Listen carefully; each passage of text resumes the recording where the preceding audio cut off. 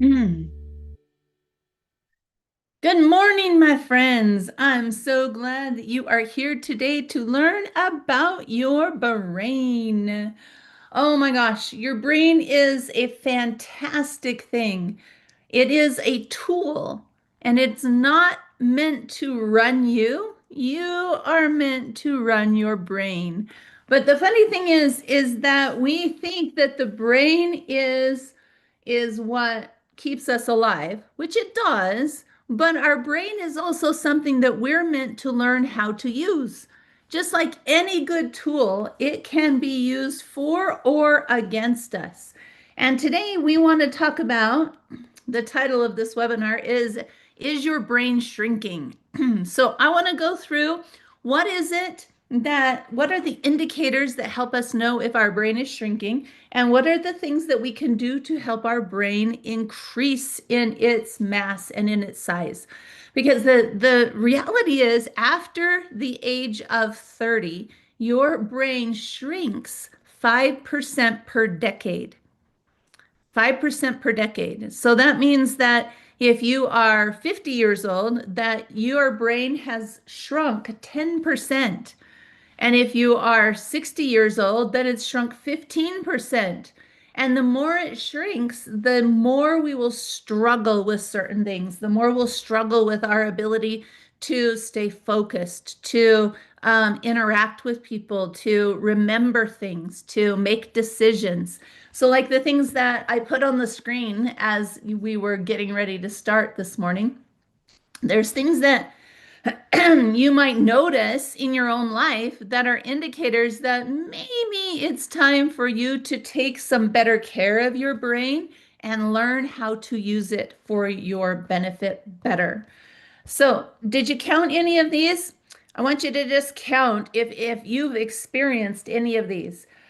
Have you experienced it's difficult to make decisions or it's exhausting to make decisions?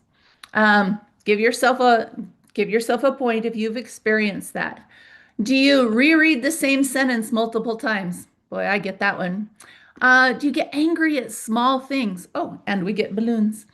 Do you feel on edge or anxious for no clear reason? Okay. Do you wake up tired even after good sleep? Hmm. You crave sugar, caffeine, doom scrolling, Netflix, distractions. Your go-to is to distract yourself rather than to do any other behavior. You isolate, hide, or avoid people. Give yourself a point on that one. You procrastinate even on things that you care about. Or perhaps you question your own value or worth. That one is a big struggle for me. All right. So in the chat, give me a number. If you count it, if I want to know how many of those have you experienced in the last year? In the last year, how many of those have you experienced? Give me your number. There's no judgment here. It's just a number. And then you get to see how your number, you can see that you are not the only one that has a number bigger than you expected. All right. So there you go. Yeah, we all experience these things. But unless we are intentionally paying attention, that means that our brain can start to atrophy. And atrophy means that it's not being used the way we want. And so it shrinks and it can get smaller and smaller and smaller. And we want to be able to grow our brain. We want to be able to do something about this. So let's jump into this. Oh, and for some of you that might be new, here's a little bit about who's giving you this presentation today. My background is my education is in engineering and neuroscience. I also have worked in flight simulation and explosives, and I love being able to share with people things that are big concepts that I put into simplified, usable packets. So that's my intention today, is to use that expertise to take this big concept of brain growth or shrinkage and put it into a simple, actionable packet. So, are you ready? Excellent. You may want to take some notes. And if you do choose to take some notes, I will I'll say it this way, that this is going to be something that you have not heard it this way before. I'm going to present some things to you in a way that is new, that is a way that your brain needs to hear this, and that will be something that you can take action on if you choose to do that today. So let's talk about your brain. Your brain is something that takes care of body, all of your body's ability to move you around the planet. So I look at your body as a vehicle that helps you to move around the planet. And our bodies are all different. We all look different. If we line everybody up, we all look different. We have different capabilities, we have different skills, we have different ways of looking at things. And there isn't a bad version. They're just different. They're just different. But our brain is what is going to take care of our body. So and who's the I? The I is that person that doesn't feel different inside of you, no matter how old you get, no matter how you look different in the mirror, no matter what you've gone through in your life. There's that center of you that feels the same. In psychology, they call it the ego, or they call it the superego. There's different ways of looking at that. But what I want to say today is there's this part of you, because I remember when I was 21 years old, and I was about to graduate from college. And I remember I was walking across campus one day, and for some reason, I passed this elderly gentleman that was going in a building as I was coming out. And I remember having the distinct feeling and the distinct impression that said, that person doesn't feel any different on the inside, doesn't feel any older on the inside than I do right now. And I remember thinking, well, such a strange thought.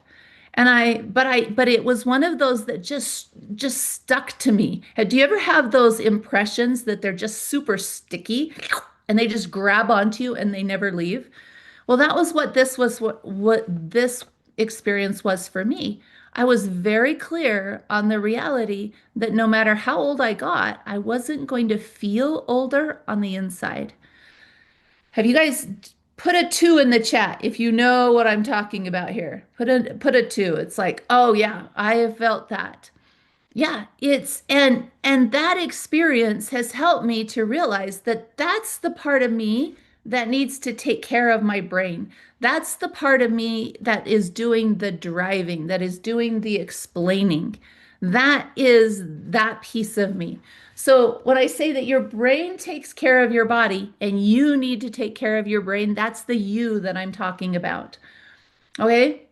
And so, is your brain shrinking? This is not rocket science. This is neuroscience. So, we need to speak about the neuroscience of brain shrinking or brain growing.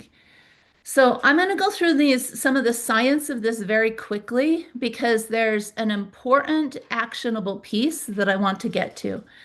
So I made it into some slides for you here. Brain shrinking.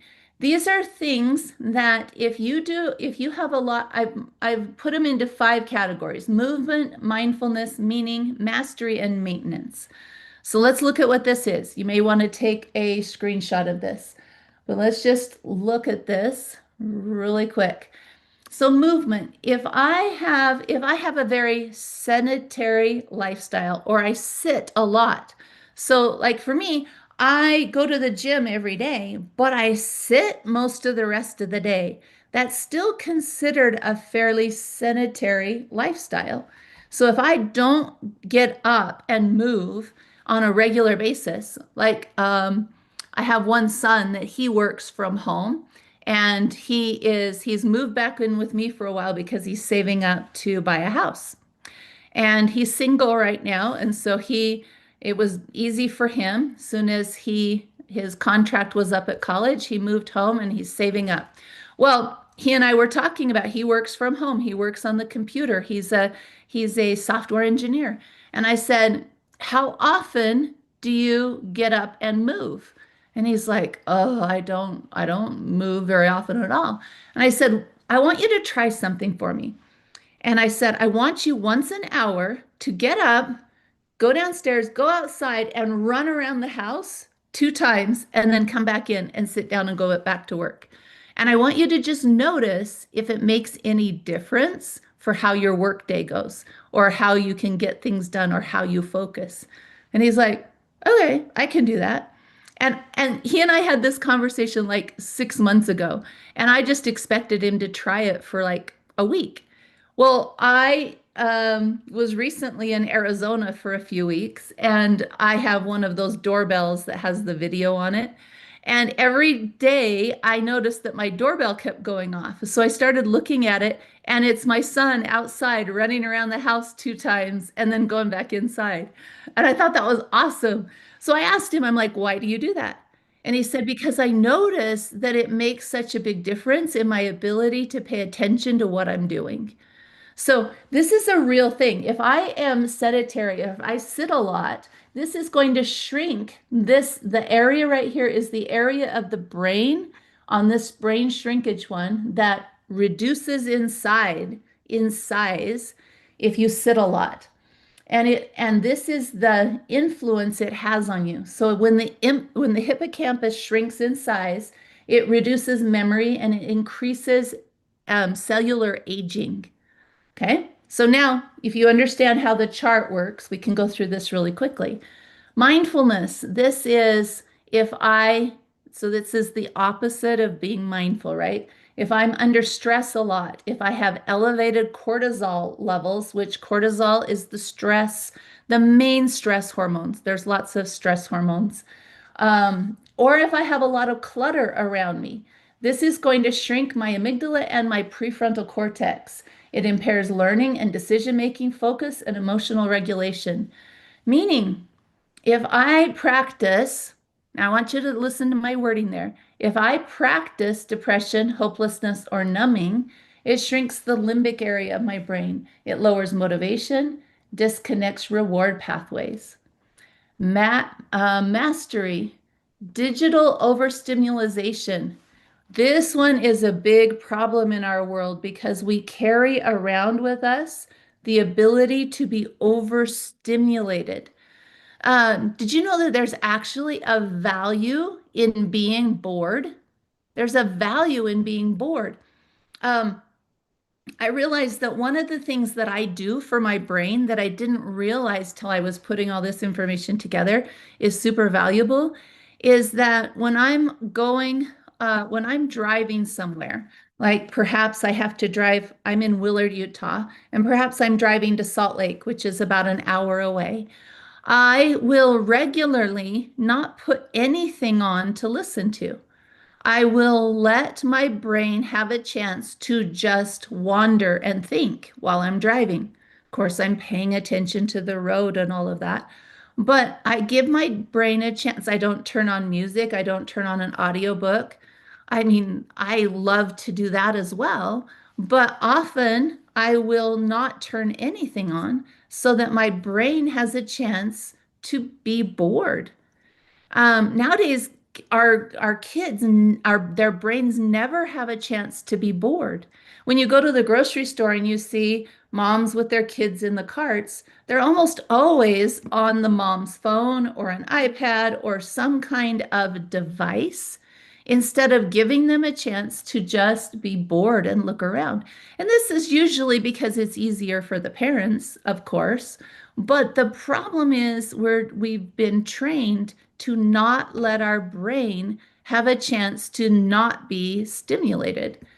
So we live in a state of overstimulation. This shrinks the temporal lobes and reduces attention span. Then maintenance. This is going to be things like sleep. What kind of things that we eat? Do we have chronic inflammation? This is going to shrink globally our brain. So the white matter, the gray matter, all of it. And this blocks repair, increases inflammation, and accelerates atrophy. So our brain can be shrinking in many ways that our world is encouraging. The way our world is set up right now actually encourages brain shrinkage instead of brain growth. And so it's fascinating because when, um, I don't know what age they start doing this, but at your well checks at the doctor's office, at some point, they start giving you a cognitive test to see how much your brain and is growing or shrinking. And the things that they test are, I was reading about them and I was like, oh my gosh, I don't even think I could pass some of these. So here's some of them that you have to pass at these cognitive tests at your primary care visits. And so one of them is they'll give you a list of 5 words. Okay. So 5 random words. So it can be like dog, shoe, lamp, grass, um, bumblebee. Okay. Then they ask you, okay, so here's our list. What was our list? I already forgot it.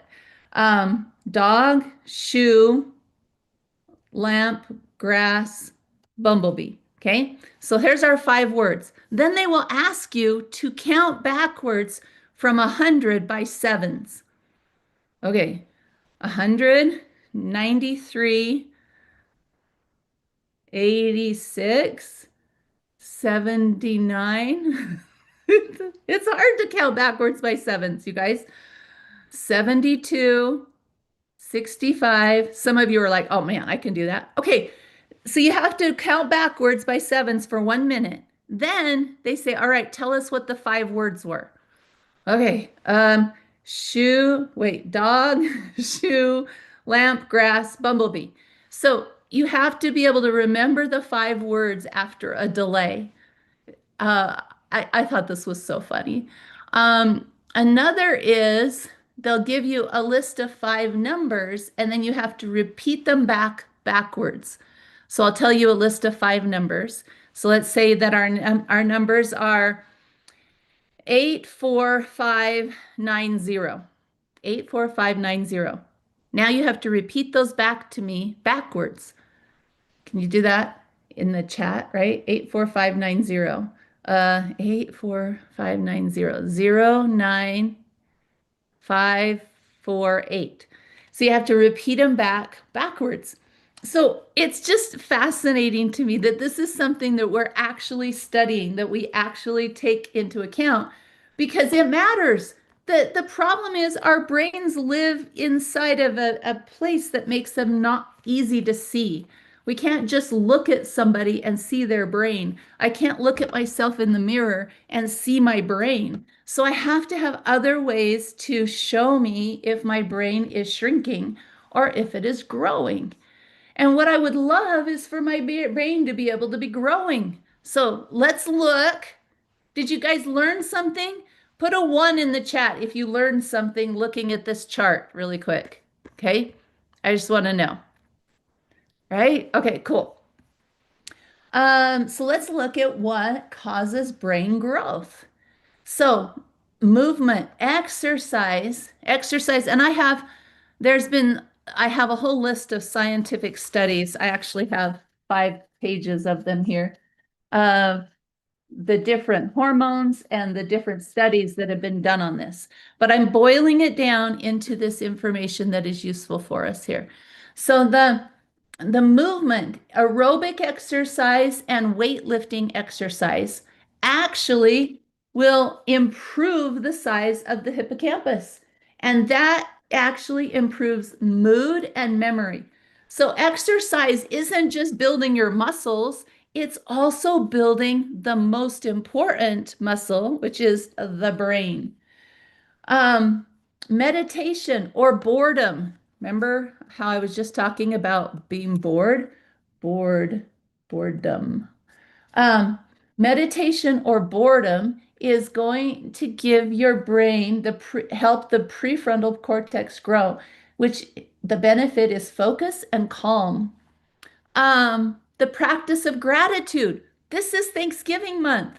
I wore a Thanksgiving color. Oh, I have a pumpkin in the background for Thanksgiving. This is the Thanksgiving month. And that means I need to practice gratitude. And also practice feeling like I have a purpose in my life. Boardroom. Apparently, I don't know how to spell boredom. Boredom. Boredom. Boredom. There we go. So practice, notice it's a practice, you guys. Remember this word, it's a practice. I need to practice gratitude, practice purpose, and this will benefit me with motivation. I need to practice new skills or new learning or boredom. Thank you, Marilee. Boredom. Boredom. Thank you. Spelling. I hope that's not one of the cognitive tests they give you at the doctor's office, because that's not my forte. I can do neuroscience, but don't make me spell things. Okay. But I am learning to spell, ironically, in Spanish because I do Duolingo on my phone and it's making me learn how to spell things in Spanish. And I think I'm better at spelling in Spanish now than I am in English. So I can learn a new skill. And this benefits me with plasticity in my brain.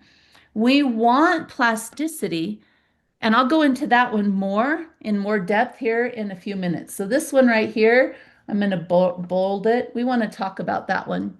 And then maintenance. If I get good sleep and if I practice good nutrition, that's going to benefit my brain globally and it's going to help me have good repair and resiliency.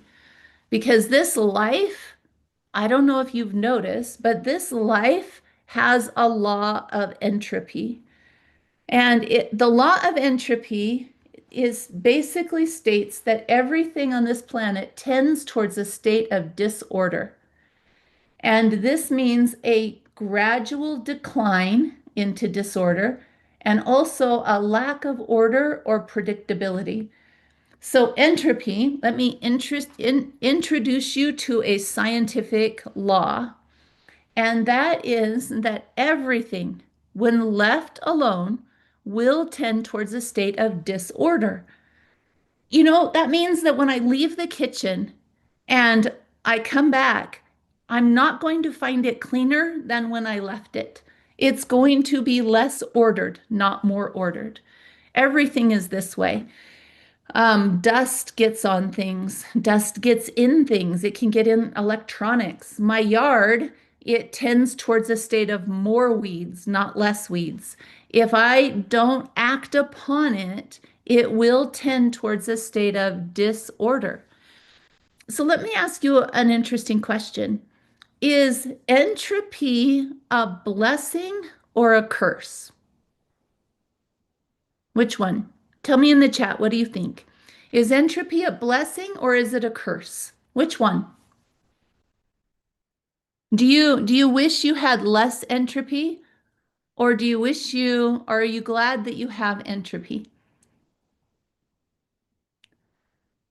It's a blessing, it's both, it's both. Come on, there's no wrong answer. I just want to hear what your brain thinks about this. It depends on how I treat it. It can be both. Um, Okay, so here's what we do. We're going to practice using our brains, okay? So get your brain up to the starting line. We are going to practice using our brains right now, okay? So let's practice. I want to be able to see, is entropy good for me or bad for me? Is it a blessing? Does it help me? So we'll first define blessing. So blessing means it's something that benefits me. And a curse would be something that works in a way that makes things worse for me. Okay? So, in order to be able to figure this out, I need to imagine. So, we're going to use the imagination parts of our brain. Okay? So, I guess I can show you in here. So there's the parts of your brain. So these parts back here are going to work with imagination. Okay, so we're going to use our imagination here and we're going to imagine that we live on a planet where there is the opposite of entropy. That when you leave things alone, they get better, they get more ordered. And so instead of a gradual decline into disorder, there's a gradual incline into order. And there is more order or predictability. What would life be like if there was more order and more predictability when I left things alone? What would that be like? Well, that means that if I started to solve a problem, I might stop solving the problem because I knew if I left it alone, it would just get better. Or if the kitchen was a mess, I would just walk out and go sit on the couch for a while and just wait for the kitchen to get better, right? So there would be no challenge. There would be no growth because there would be nothing to struggle against. If things just got better without me having to put any effort into them, I would not grow. I would not get stronger. My brain would shrink, not grow. Because without a challenge, my brain does not get bigger. It doesn't get bigger. So let's think about that. If a God created this planet and he put a law in place of entropy, did he do that for my benefit or did he do that to punish me? Which one is it? Is entropy here to help me or is entropy here because I deserve to have a punishment of some sort? What do you think? Right? It's a benefit. If I lived on a planet that didn't have entropy, then I might be tempted to atrophy. Okay? So I know those are big words. So let me just say it one more time. If I lived on a planet without entropy, I would atrophy, which means I would lose tone in my muscles. I would my brain would shrink because I don't have challenges. So the fact that your world has entropy is actually working for your benefit. It's trying to help you. And sometimes we can feel frustrated by that because we're like, well, I don't want to have to deal with things that get worse when I leave them alone. But I do want to become a better version of me. So to become a better version of me, I have to have something I push against. It's because this planet is a planet of opposition. There is opposition in all things on this planet. So that means that is for my good because it gives me something to push against to get stronger. If we um, humans, go into space, one of the problems they have when they return from space is their muscles have atrophied. Everything has gotten less strong while they have been up there without the resistance of gravity. And so everything here, one of my jobs in order to be able to continually grow my brain is to recognize that the opposition helps me. It isn't hurting me. It isn't working against me. It's working for me. Does that make sense? I need one of these little brains that has like um, the, uh, what's it called? This little guy right here. I need one of these little, um, little emojis that's in an actual brain. That would be fun. Okay, so that's the first step here into being able to tip from this kind of behavior to this behavior is to recognize that the world is set up to help you.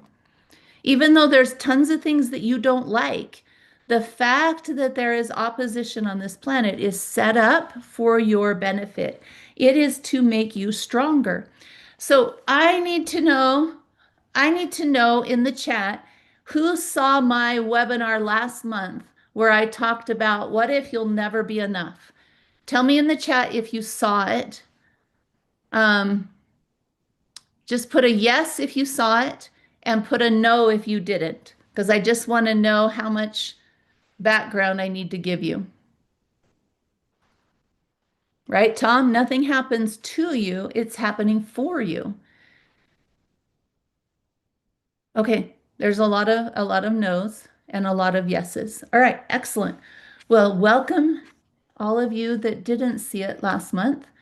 But we talked about, I'm going to give you a quick recap of what we talked about last month. We were talking about, let's start with this one right here, that when we want to arrive at the next level, and we can look, our language this month is talking about growing our brain. If I want to grow my brain, I need to be able to have the ability to respond to my world instead of react to my world. I also need accountability, authorability, and I'm adding one this month, which is I need real ability, or this word is reality. Reality. Okay, so we're going to talk about that one, and mind blowing it will be. Ability. There we go. Ability. Okay. So we talked about this author ability last month, and that the things that, now notice the word authority, authority, the root of the word authority is author.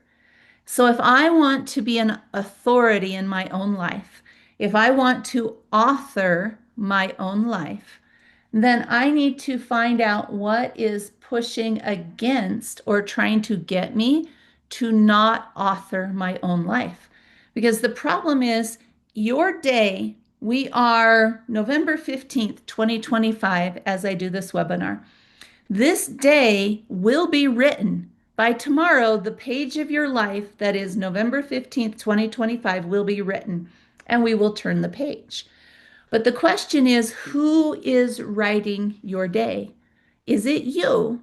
Remember the you that is taking care of your brain, the you that doesn't change on the inside as you get older, the you that is being pulled around or moved around this planet by your body. That you, is that you authoring the page of your life? Or is social authority or enforced authority or beliefs and assumptions and rules authority writing your day? Who is authoring today for you? Who is doing that? Because most of the time, unless we are stepping up to the plate and being intentional about it, something or someone else is authoring our day, not us. And so if I'm not authoring my day, I want to get clear on who's doing it. And so we talked about how my definition of being an adult is only doing and believing what I choose to do and believe. This doesn't mean that I throw away all the beliefs or the learning that I got from my parents or other people. It means I check in and say, do I choose this? Do I choose it? Because if not, I'm not being the author of my life. If I'm not checking in and saying, do I choose this belief? Do I choose it? Instead of letting somebody else give me the belief. If I don't choose it, then I am not being an adult. I am being authored by something or someone else. And so that we were talking about this last month, that I need to be able to increase my ability to respond to my world and author my world. And so if you didn't see that, it was talk to somebody who did and get their notes because it was really good. Um, and so I want to touch on a very powerful addition to this concept. And that is our reality or our real ability, how to figure out what is actually real in our world. And we're already at 10 after 8. So I'm probably am going to go over just a little bit so that you're aware. And if you have to leave early, I understand. but this is a big concept and it's going to take me a few minutes to set this up. I'm going to go as quick as I can, but you do want to hear and understand this. So the real you is here at the center of this diagram right here. This is the real you. These right here are layers that have been put over the real you as you've grown up. These are layers. Now, these layers are going to be things like, these are going to be things like false beliefs. Now, what is a false belief, you guys? Do you know what that is? What's a false belief? A false belief is going to be something like a belief that I don't have value until I have accomplished certain things in my life. A false belief is going to be something like believing that, or falling into judgments or blames are indicators that I have a false belief. Um, do any of you remember watching my emotional coping styles that I taught a year ago? So, a year ago, I taught about emotional coping styles. And I talked about, this is one of the slides from that webinar, and I talked about how our brain develops as we get old, as we're from the time we're born, and then as we age and mature through life. The things that let me just remind you here really quick. When we're first born, the executive functions of our brain are not online yet. And so let me pull this apart. When we're first born, because I'm getting ready to have my very first grandbaby in the next couple of weeks, super excited about that. And when that baby gets here, she is going to have only the intrinsic part of her brain online and her emotions. She isn't going to have a concept of self-value yet. She's not going to have that concept. Her brain won't understand that concept yet. So when we're first born, this intrinsic part of our brain, the right side of our brain, what it does, it's really good at taking in concepts and hardwiring them into our brain. Okay. Um, it hardwires them in there. And so it's kind of like if you're a coding person, it's kind of like the firmware of who you are. The firmware is something that you don't have direct access to changing the code. So, like your computer, your phone, your watches, they all have firmware that are installed inside of them. And our brain gets firmware installed when we're first born up until about the age of 8. Most of our experiences are going directly into intrinsic memory. This is why we don't have a lot of conscious memories of our life from very young ages, because most of those memories went directly into intrinsic memory. And so these become our belief system. And our belief system is shaped by our caretakers, our parents, our siblings, if we have them. It's shaped by it's shaped by our experiences that we have with these people. These things start to develop our sense of self. And so now our sense of self has become wired into us depending on our environment and our interactions with people. So now when our executive functions, our left brain starts coming online, this is going to be more of the prefrontal cortex. This is the choice center. This front part of your brain up here, this front part is the place where that has to be activated in order to make a choice. All right. So in order to make a choice, I have to be able to be aware consciously that something is going on. When I'm young, when I'm really young, so all of you, if you're over the age of 8, you already went through this. And then from 8 until 26, your brain is still developing. And then from the age 26 on, we are more in charge of the growth and the shrinkage of our brain. We're not in charge of it as much until after that. So now that you're an adult, you are more in charge of your brain than you've ever been. It's up to you to take care of it. But the problem is all of this, all of this wiring that went into our intrinsic memory, this became beliefs about ourselves because of our environment. So perhaps I heard my parents fighting and I was little. Maybe I was 3 years old. And so what I did was I hid under a blanket and I felt safer because I was under the blanket. And that blanket physically was a blanket I could hide under, but I couldn't always keep that blanket over me. So I also developed a belief about myself based on the fact of what was going on in my environment that I covered myself with. So this next layer was a belief that I covered myself with.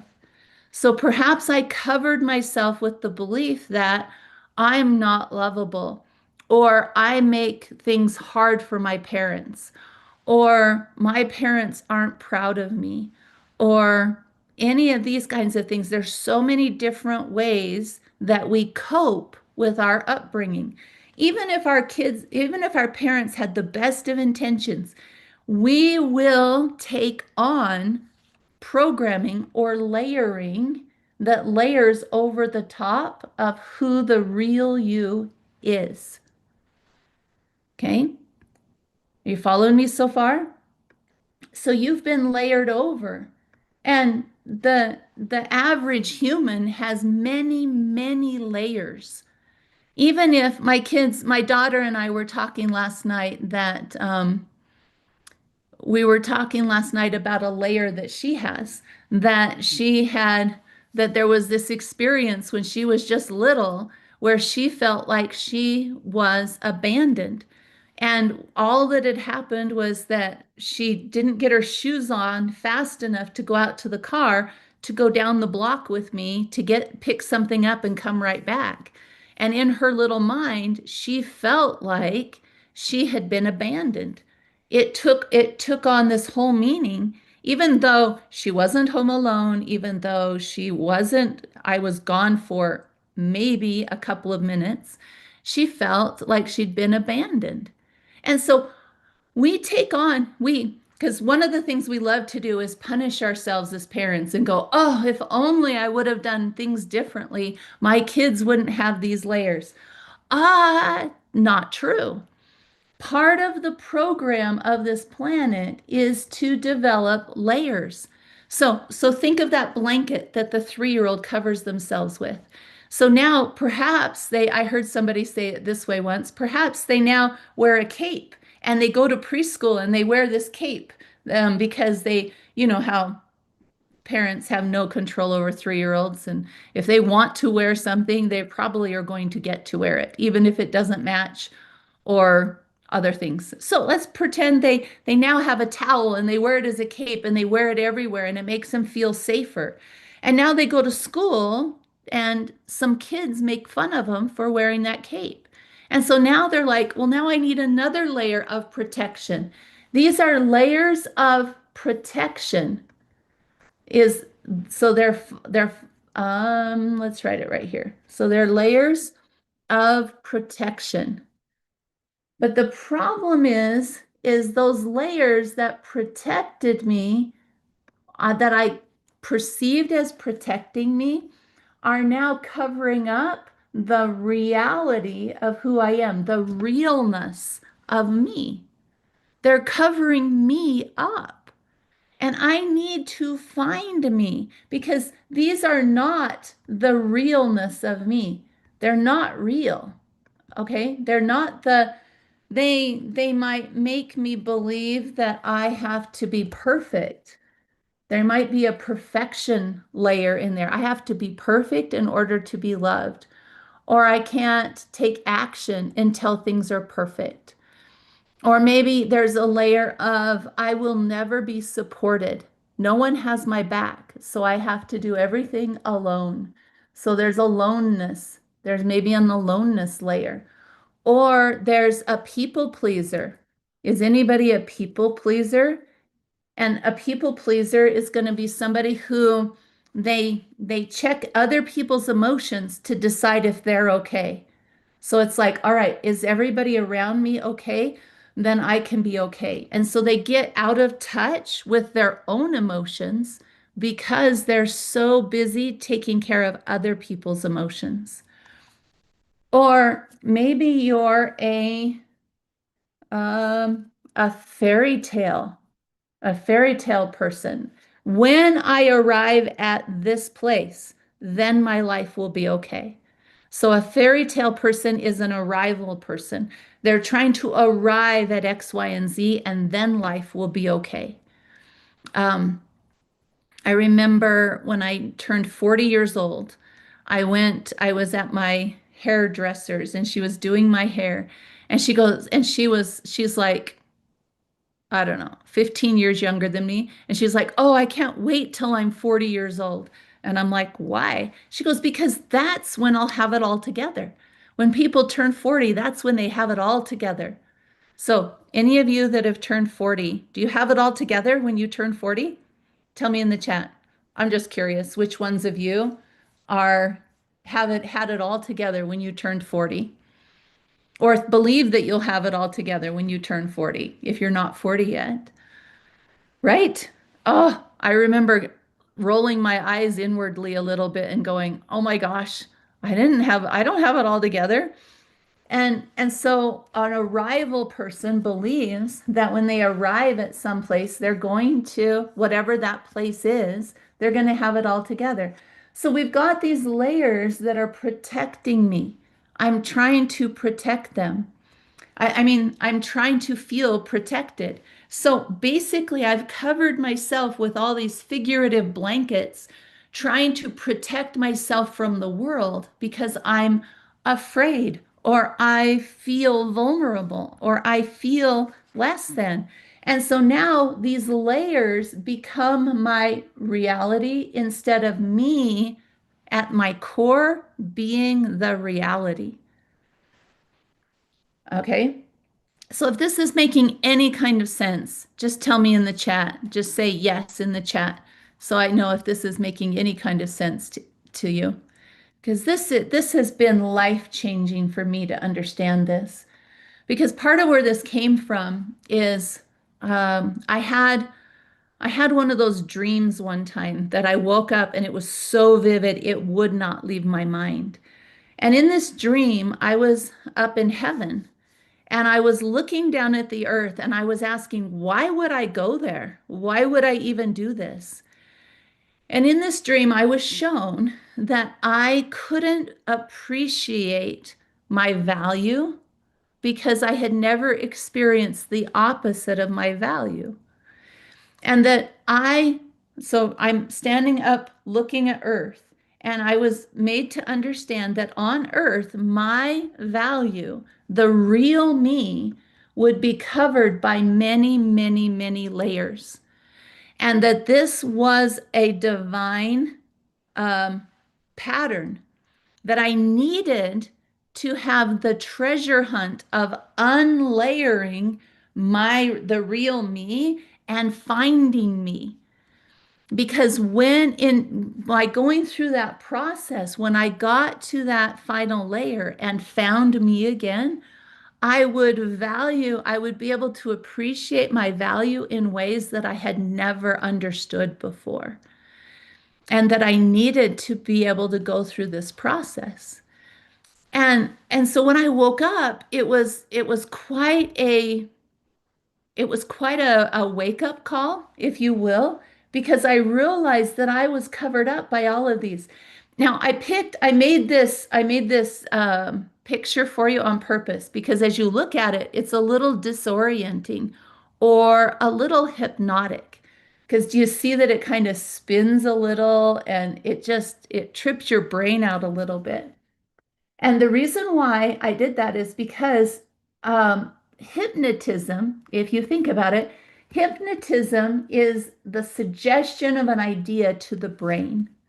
So, how do I take on a layer? I take on a layer by picking a lie or a protective belief.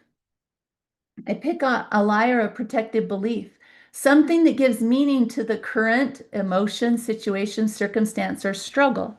So when I was a kid, if I had a struggle, I would assign the meaning to me. If my parents were upset, if my teacher was upset, if the neighbor kids were upset, I would pick a meaning about me because that helped my world make sense. But that's the same as hypnotism. I'm suggesting an idea to my brain. And hypnotism actually works on this intrinsic part of my brain. It's trying to get into the firmware wiring of my brain. So now, so now I have a job or a quest, if you will. I have a quest. And the quest is to peel off these layers so that I can get down to this core, the real me, so I can experience a reality that has the ability to experience the actual realness. So I take on a layer. Okay, so let's look at this. So truths will grow your brain, lies will shrink your brain. Okay? You may want to take a picture of this so you can remember. Truths grow my brain, lies shrink my brain. But the problem is in your life, you are nurturing lies. Remember entropy? Remember entropy? The law of entropy. The law of entropy, is it a blessing? Is it working for you or is it working against you? Both. It's working to cause disorder, but that is a good thing for you. You need that in order to be able to get stronger. So consider this. Let's see if I can connect these pieces for you. One of the things is because of entropy, I am tempted to nurture these lies in my life. And how do I nurture them? I repeat the story or the narrative. I look for supportive evidence. I behave as if the lie is true, and I give meaning about myself and others to this layer. So now what's going on is I begin accepting this lie as a truth about me, and it will cause me to behave in self-sabotage and self-defeat. And so if I have a belief that I'm not enough, that I should feel bad, that I won't measure up. And some of you will believe, as I used to believe, that there's no way for me to make it to heaven, that God is a vengeful kind of God who's going to say, no, you missed the mark. You can't get there. And if you're one of those kinds of people, you are nurturing a lie. I I remember when I held my first baby because my daughter is going to get to hold hers soon. And I remember when I held my first baby and I sat on the floor of my little apartment in Provo, Utah, bawling my eyes out. And my husband walks in and he's like, "What's wrong?" And I said, um, and I said, "I'm never going to see my baby again." And he's like, "What are you talking about? What's wrong?" And I'm like, "He's perfect. He'll go to heaven. I'm not. I won't see him anymore." And my husband, bless his heart, he stayed married to me. But he's like, "Anne, what are you talking about?" And my husband understood something that I didn't at the time. And he said, "God isn't judging you on where you're at. He's judging you on the direction your heart wants to go."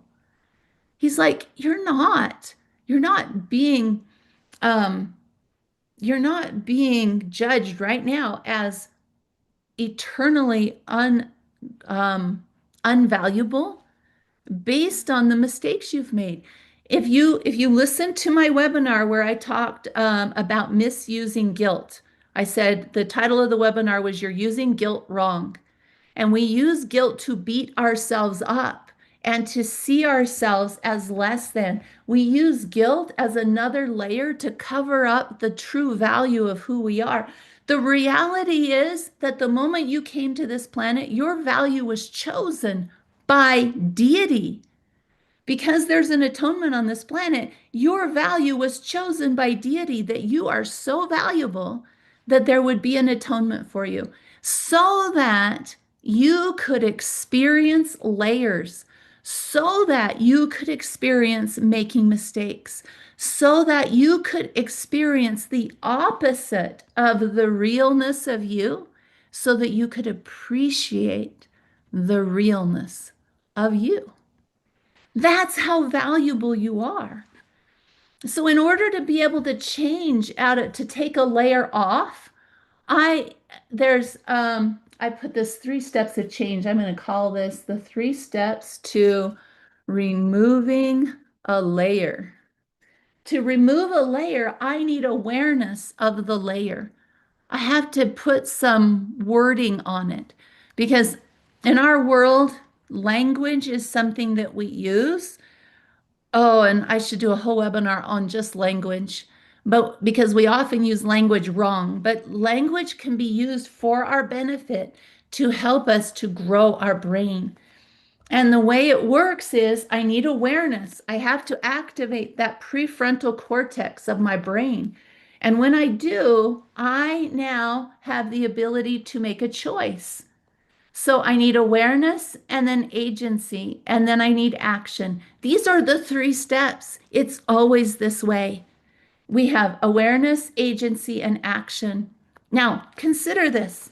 Consider this. So, one more mind blowing concept for me was that awareness and attention. Attention is connected to my awareness. Where my attention goes is going to determine if I have awareness or not. Your attention is under attack. There is a battle on this planet right now for your attention. It's a battle. It's a new commodity. Everything on your phone, everything in AI, everything on your computer is battling for your attention. Even the world, when you drive down the freeway in Phoenix, Arizona, I was like, holy cow, there are so many billboards. There's so many billboards there. Oh my goodness. Bombarded with billboards trying to get your attention. There is a battle for your attention. Why? We don't go to battle unless there is a prize to be won, whatever it is. We battle for a prize. And the prize of the battle is your agency, which leads to your identity. Can you uncover the real you? The reality is connected to your identity. Your ID is connected. And so the prize is if the adversary or the advertisers or whoever it is, let's go advertisers for right now. If the advertisers win the battle for your attention, they get to shape your identity. Soak that for a second. If the advertisers win the battle for your attention, they get to shape your identity. That's the prize. And then I begin to worship. I don't have time to go into all this deeply, but consider this. I then will say things like, I am not enough. I am less than until we're talking advertisers, until I purchase that product, I'm not going to be as good as I could be. Until I have that purse or those shoes or that pill or that snake oil or that whatever it is, until I have that item, I'm not enough. I'm not enough. And so now worship is focused, right? Where do I put my adoration? Oh, I thought I made, no, I didn't make that slide. Okay. So I now, the power is theirs. I am now under their power. I am under the power of the layers and beliefs that have been put over the top of me. So, what I want to do is I want to take back over my power by having the awareness in my court so that I can make a choice and I can take a new action. So, to remove a layer, I need to identify the lie. I need to choose, do I want to continue it or rewire it? And I need to be able to state my new narrative and accept responsibility for my own breaking free to freedom. You're in charge of it. You are in charge of it. This has been put in place for your good. But the problem is there is a war. There's a war full of battles that want the prize of getting to shape your identity. And because of entropy, this is the default. If I don't step up to the plate and unlayer me, peel the layers back off of me, if I don't do that, they win. Entropy goes to the default. It goes to the default. The default is something outside of me will shape my identity. Now, remember, I said that we already established that entropy is for you. It's for your benefit. So the fact that the entropy is going to default towards your identity being shaped by something outside of you is not a curse.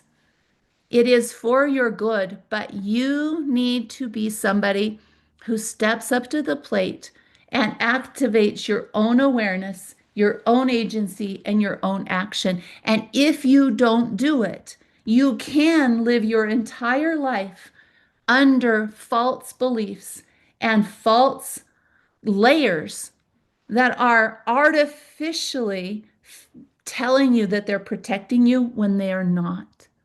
When you can unlayer and find the real you, when you get to that center and that's who you behave from, life is flows. You now surf life. It now you have joy, you have excitement, you have remember in the ancient text called the scriptures, how it says, be like a little child. A little child hasn't got all these layers on top of them yet. A little child that is free and behaves with happiness and joy, they haven't been layered over yet.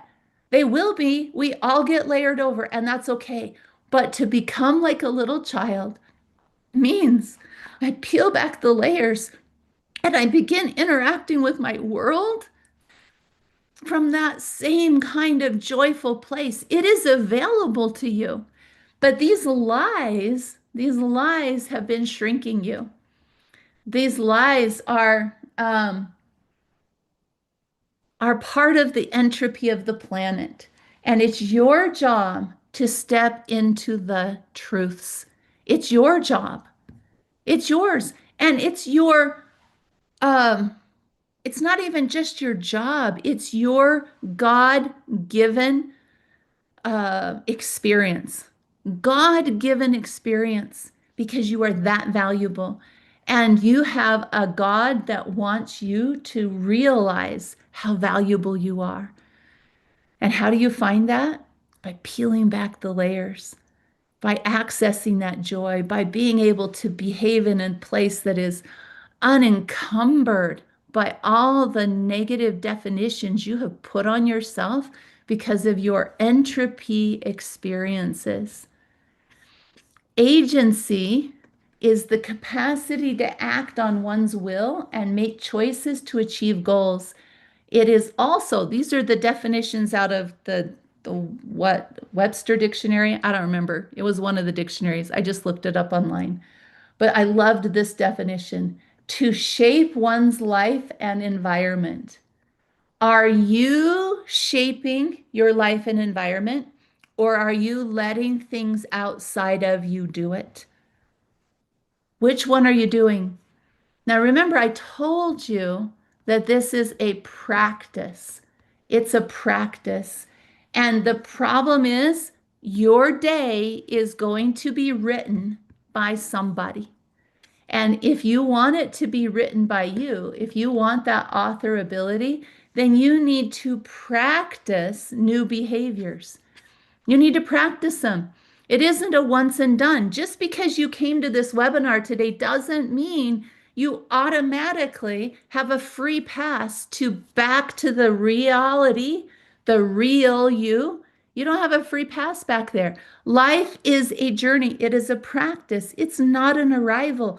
The value of who you are cannot change. It's in there, but you've got to unlayer it. That is your um, divine mission, is to unlayer that. And when you can access that purpose, that feeling, that value, that childlike joy, life is not the same. It can't be the same. And this is why I've devoted my life to what I do, you guys. If you want my help with this, I first had to unlayer me. Oh my goodness. Some of those layers came off kicking and screaming, and like an onion, when you peel a layer, you cry. When you peel a layer, it's like, oh my gosh, what do I do next? So tell me in the chat, put a 3 in the chat if you want to unlayer you and access more of the realness of you.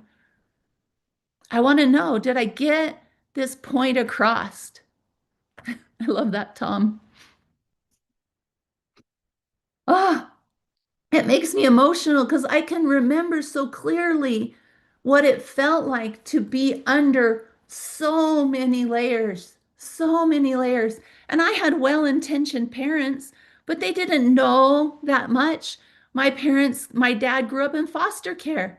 He is always bucking the statistics. Statistically, when you grow up and age out of the foster care system, within 2 years, you should be either on the street, dead, or there are 3 of them: on the street, dead, or maybe Sid knows. I can't think of what it is. But anyway, my dad bucked the system and he got married and he had me. And my mom, she grew up in an abusive environment. They're both youngest children, and I'm their oldest guinea pig. They were so good and well intentioned, and they're my heroes. And I got layered with so many layers because it's part of the entropy plan. Thank you, Sid, or in jail. So statistically, when you leave foster care, you should either be on the street, in prison, or dead within 2 years. And my dad's not. In fact, my dad just bucked another statistic. He fell and broke his hip in June, the week before his birthday, and he was crushed because on his birthday he was planning to run a flight of stairs for every year he is old, and he's 84 years old. So he was going to run 84 flights of stairs. So he was so sad that he broke his hip because he fell on one of those cement things that you park against, those things. He fell on that and broke his hip. And, but my dad messaged me last week and he goes, guess what? I did 84 flights of stairs.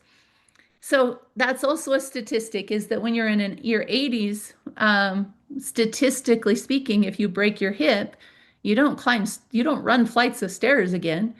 And so we don't have to give in to the beliefs. We need to unlayer. And I have gotten to unlayer so many layers.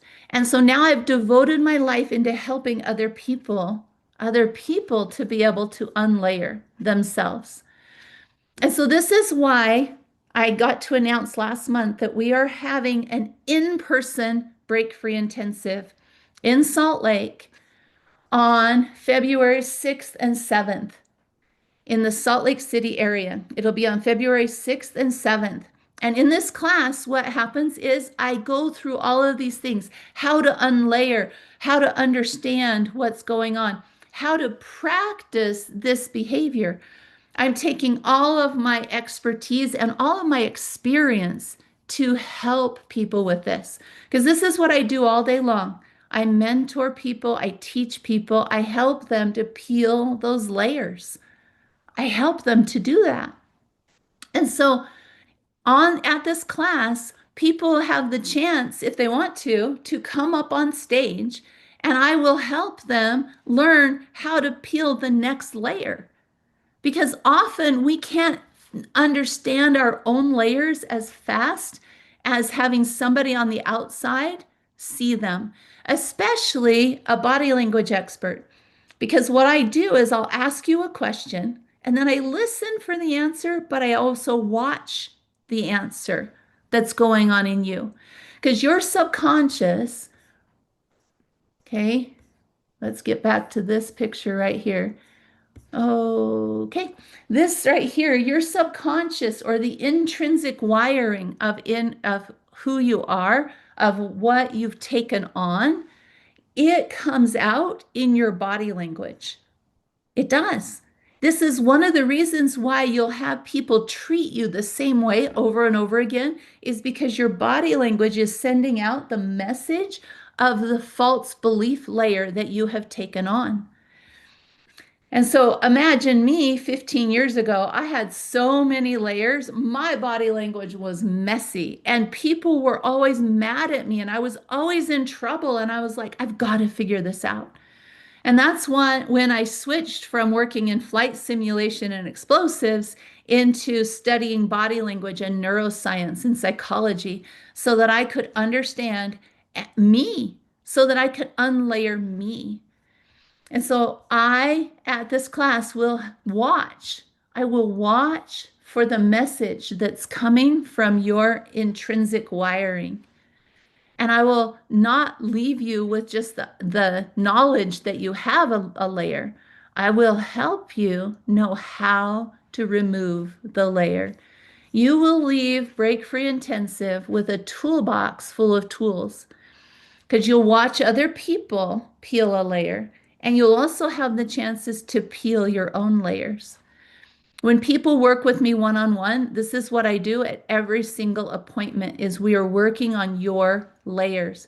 I'm different from other coaches on the planet because I'm working specifically with you and your layers.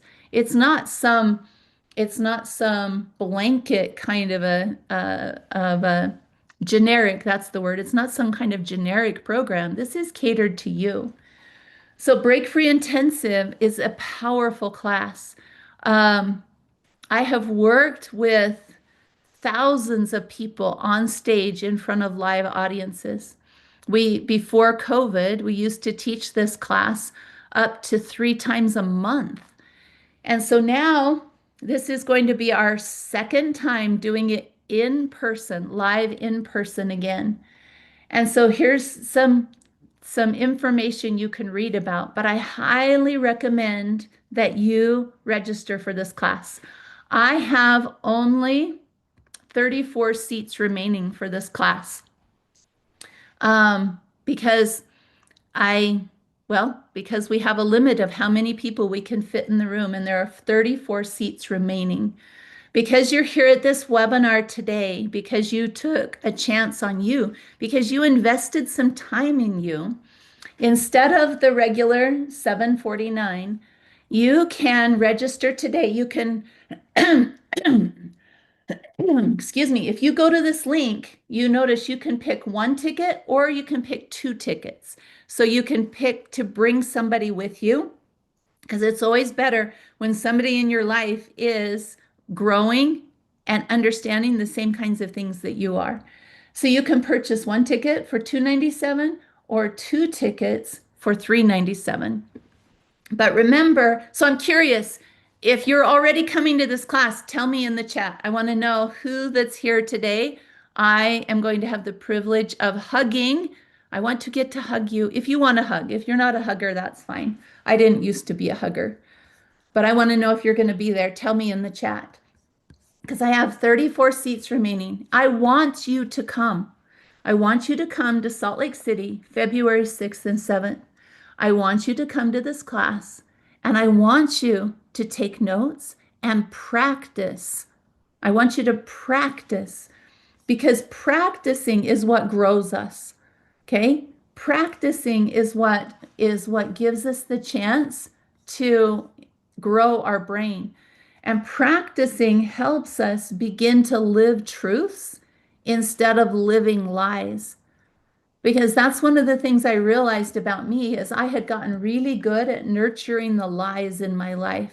I was really good at believing that I was a lost cause. I was really good at believing that my kids would be better off with any mom than them. I was so good at believing it to the point that I didn't want to be on the planet anymore. And I don't want that for you. I love it. Me and my husband will be there. I'm taking my husband on a weekend date. Me and my daughter, me. I love that, you guys. Um, oh, I love that, Joanna. Joanna said, Anne worked with me personally at Break Free Intensive. It was truly life-changing for me. Um, that's beautiful. Thank you for putting that in the chat, Joanna. I was empowered. It was empowering and amazing to watch other people have their layers removed. It was inspiring to learn and see people release heavy layers in their lives. Because that's one thing I've learned is if you think you've got the heaviest layers, to be careful when you say that because there's going to be somebody else that has a heavier layer. Because I was tempted to say that early on. I don't say that anymore. So I want you to imagine you at the next level of your life. When you arrive there, when you remove those layers, every layer accesses more self-acceptance, self-understanding, and self-forgiveness. And when you can access more for you, it makes it so that you give more to others. So if you want to be able to connect better with people in your life, if you want to be able to connect with more success in your life and more create more of the experiences that you want in life, then you need to get to that next level. You need to remove that next layer. And so because you're here today, I have a couple of little benefits for you. And that is this. Here is the special tuition for coming to Break Free Intensive in um, in February. Okay. So you go to this link right here, and Adam put it in the chat so you can click on it there, and helps you see the invisible layers and how to remove them. So true. So here it is. So these bonuses are going to be good for the next 15 minutes. All right. So let me grab this link. Whoops. Push this button, this button, this button, and put it there. So you go to this link, or you can click on the link in the chat. And so for the next 15 minutes, here's what you can get. You can get an additional $75 off either the single person ticket or the two-person ticket. And you use the code GRATEFUL. In addition to that, because somebody in the chat asked for this, I'm going to give you the recording of the last month's webinar, the enoughness webinar. And I'm also going to give you the recording to the emotional coping styles. I'm going to give you both of those. So let me make this fit. Okay. So ready, go. So for the next 15 minutes, if you use this code, Grateful, you'll get an additional $75 off of the $297 or the $397. Okay. And then you're also going to get the recording of the enoughness webinar and the emotional coping styles webinar because somebody in the chat asked for those. So I love that. Let me see. Did I see somebody ask for something else in there? So if you have any questions about this class, ask them in the chat. Ask them in the chat and I will answer them. Oh, I love that. Lucinda says, husband and I will be there celebrating our birthday. Aw, that's beautiful. Lucinda, I'm so glad I get to meet you in person. This will be so much fun. Okay. Uh, all right. So if you have any questions about this class, ask them in the chat. If you have other questions, you can ask them in the Q&A. But I'm going to leave this up here because if I click away from it, if I click away from this, then my timer is going to go away. But you guys, I want for you, I want for you an unlayered life. I want you to access that realness of who you are. I want you to get to feel that again because, let's see, I wrote this down. Where did I write it? Oh, I wrote it over here. I want you to be able to access the feeling. Oh, I can't find it quickly. But let me just tell you what this has meant to me. This has meant to me is um, that I get to connect better with my kids. I get to connect better with my grandkids. I'm not attached to their behavior as being a reflection of me. I'm able to let go of my past and access more of my future. Your brain, oh, here it is. Your brain is not just a record of your past, it's the construction site of your future. Every moment, every thought, every layer that we remove, this creates our future. So, who is going to author today for you? Is it going to be you, or is it going to be the layers that author your day? Who gets to choose? If you are willing to step into being an adult, then it's time for you to remove the layers. That way you can live a life that you choose to live. Because being an adult means only doing and believing what you choose to do and believe. You don't have to live a life that what everybody else has given you. You don't have to. In fact, your God-given purpose is to find the real you. That real you. So are you in there? Are you in there? Can we find you? Yes, we can absolutely find you.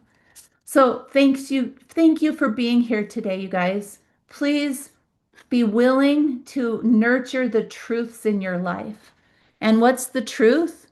The truth is that you are amazing, that you are valuable, that your value is so great that God would create a planet where your value could get layered over so that when you uncover it, it will be like you're a little child again and like, oh my goodness, this is amazing. It'll be like the best Christmas present ever.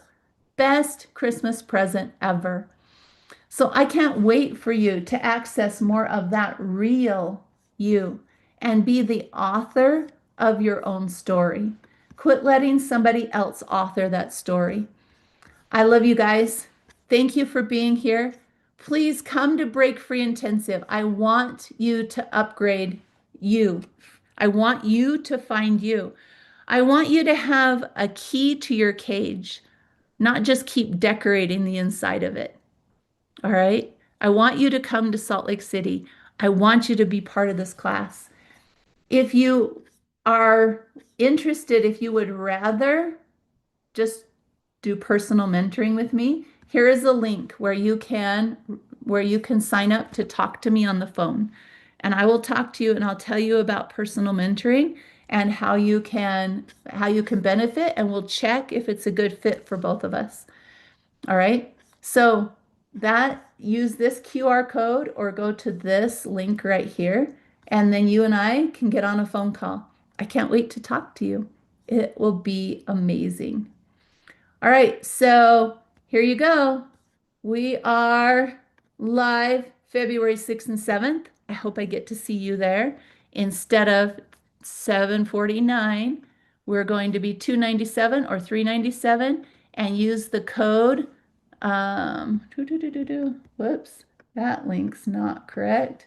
Use this one, grateful. Use the code grateful for a $75 scholarship because I believe in the real you. I believe in the real you because I know what it's like to not feel like the real me. Thanks for being here. Love you.